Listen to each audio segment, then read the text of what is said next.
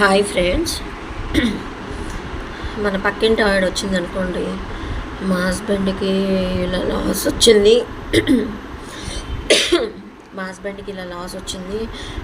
నన్ను అమౌంట్ అడుగుతున్నారు. నాకు ఇవ్వాలా వద్దా ఏం అర్థం కావట్లేదు. అలా చేశారు ఇలా చేశారు అని చెప్పారనుకోండి. అమ్మా, నువ్వు అసలు ₹1 కూడా ఇవ్వద్దు, మళ్ళీ తర్వాత నువ్వే ఇబ్బంది పడతావు.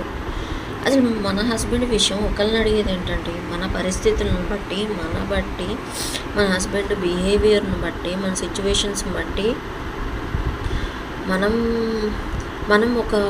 మనకు ఒక ఐడియా ఉండాలి, మనకు ఒక కాన్ఫిడెంట్ ఉండాలి. లైఫ్ అంతా ఎవరు చూస్తారు? పక్కింటి ఆవిడ చూస్తుందా? ఎవరు చూడరు. సో మనకంటూ మన హస్బెండ్ మీద ఒక నమ్మకము అనేది ఉండాలి. ఏం జరుగుతుంది ఏంటి అనేది నీకే తెలియనప్పుడు ఒక నెల క్రితం వచ్చిన పక్కింటి ఆవిడకి తెలుస్తుందా? మన కుటుంబ విషయం ఏదైనా సరే సమస్యలు ఎవరికి తెలియచేయకూడదు. యాలకాయలు ఇస్తానులే, ఆగు. ఉన్నాయి. బాదం కొనుక్కు రావాలి.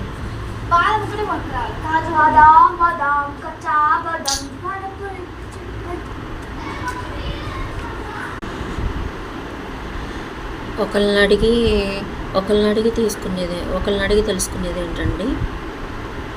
వీళ్ళొకళ్ళ మధ్యలో నాకు డిస్టర్బెన్స్. మళ్ళీ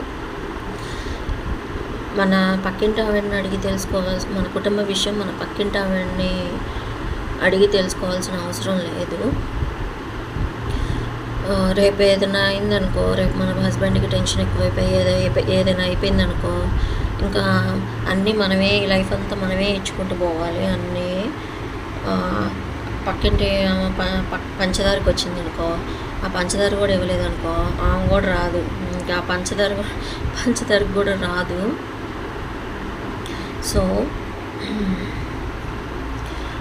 అప్పుడు ఎవరికి చెప్పుకోవాలి? మన ప్రాబ్లము గోడలకి చెప్పుకోవాలి. ఇంకెవరు ఏమీ పట్టించుకోరు. నేను ఒక అమ్మాయికి పేరెంట్స్ అయినా హస్బెండ్ అయినా ఎవరో ఒకళ్ళు సపోర్ట్ ఉండాలి.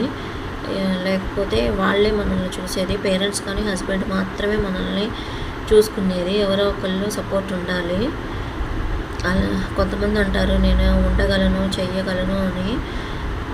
ఉండొచ్చు, కాకపోతే ఒంటరిగా గడపాల్సిన సిచ్యువేషన్ని మనం తెచ్చుకోకూడదు కదా. హ్యాపీగా లైఫ్ని ఎంజాయ్ చేయాలి, దేవుడు ఇచ్చిన జీవితాన్ని.